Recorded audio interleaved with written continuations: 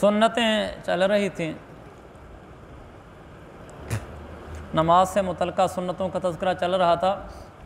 रसूल पाक सल्लल्लाहु अलैहि वसल्लम से फ़र्श पर, चटाई पर और ज़मीन पर नमाज पढ़ना साबित है। सबसे बेहतर ये है कि इंसान ज़मीन पे नमाज़ पढ़े, इंसान की पेशानी और ज़मीन के दरमियान कोई चीज़ हायल ना हो, ये सबसे बेहतर है। हज्जाज बिन यूसुफ़ के बारे में कहीं पढ़ा था या सुना था, बावजूद बदबख्त ज़ालिम होने के, लेकिन ये उसमें खूबी थी, नमाज हमेशा नंगी ज़मीन पे पढ़ता था। कहता था कि सजदा सिर्फ़ खुदा को सजता है और आजिज़ी के साथ सजता है, आजिज़ी इसी में है कि सर मट्टी में रोल रहा हो।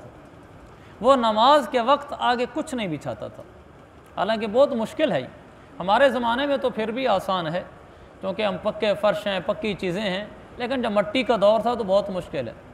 तो इस सबसे बेहतर ये कि आदमी ज़मीन के ऊपर करे, उससे फिर बेहतर ऊपर की दर्जे है कि फ़र्श के ऊपर करे, यानी लगा हुआ जैसे फ़र्श होता है, और उससे ऊपर ये है कि फिर वो किसी जाए नमाज, चटाई वगैरह इस चीज़ के ऊपर करे।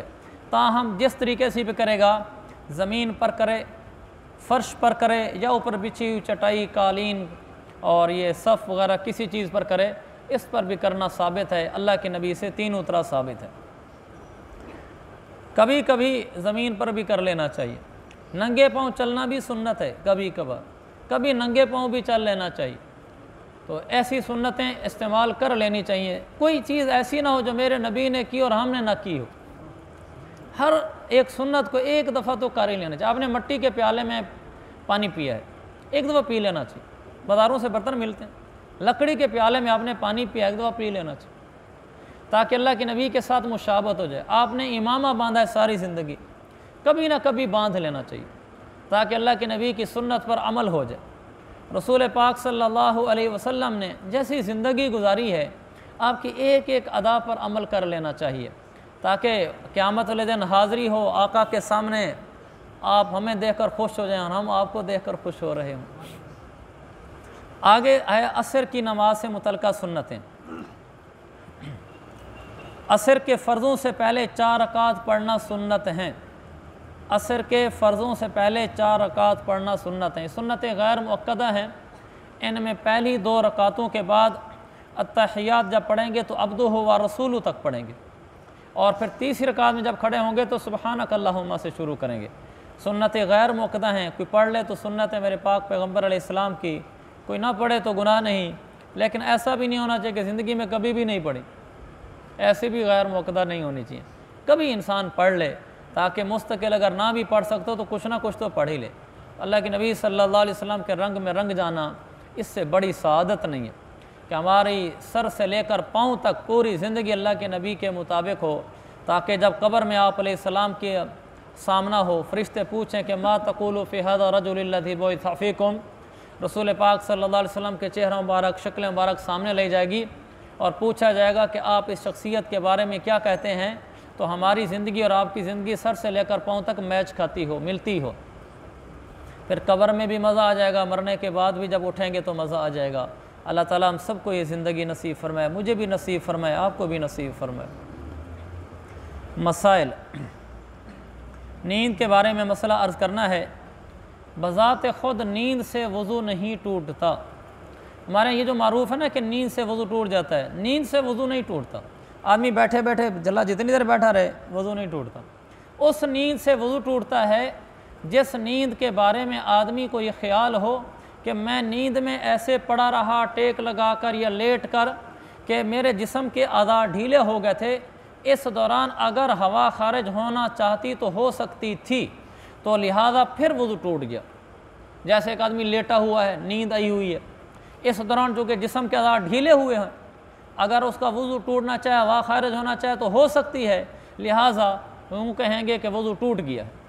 इसीलिए अगर आदमी सीट पर बैठा हो, जैसे आजकल बसों की, कारों की सीटें, सोफ़े की सीट यानी नरम गद्दे वाली सीट होती है, आदमी उस पर इस तरीके से बैठा हो कि पाँव नीचे रखे हों जैसे हम बैठते हैं सीट पर, और आदमी सीट के ऊपर बैठे और दब जाए ये हिस्सा, जिस्म वाला नीचे वाला हिस्सा, जिस्म का पिछला हिस्सा नीचे गद्दे में दब जाए, और वहीं उसी हालत में भला टेक लगा कर भी नींद आ जाए, गाड़ी में घंटा भी लेटा रहे, सोया रहे। लेकिन अगर वो ये समझता है कि इस हाल में अगर मैं वज़ू तोड़ना चाहता तो मुझे हरकत करनी पड़ती, यहाँ बैठे बैठे मैं वज़ू नहीं तोड़ सकता था। इस हालत में अगर उसको नींद भी आ गई तो वज़ू नहीं टूटा, इसलिए कि यकीनी बात है कि इस हालत में उसका वज़ू नहीं टूटा, हवा खारिज नहीं हुई, लिहाजा उसका वज़ू भी नहीं टूटा, भला कई घंटे बैठा रहे। ये जो मसला मशहूर है कि अगर आदमी ने ऐसी कोई टेक लगाई कि जिससे अगर वो टेक हटा लो तो बंदा गिर जाए तो उससे वज़ू टूट जाता है, उसका मतलब ये होता है कि ऐसी टेक लगे, जैसे देखे ना एक आदमी यूँ टेक लगा के बैठा हुआ है और यहाँ बैठे बैठे उसको नींद आ गई। अब ये जिस्म इस तरह हालत में, ये जिस्म इस हालत में है कि यहाँ अगर वज़ू टूटना चाहे तो टूट सकता है, लिहाजा अगर इस तरह टेक लगाए हुए उसको नींद आ गई फिर तो वज़ू टूट जाएगा, इसलिए कि टूटने का इम्कान है।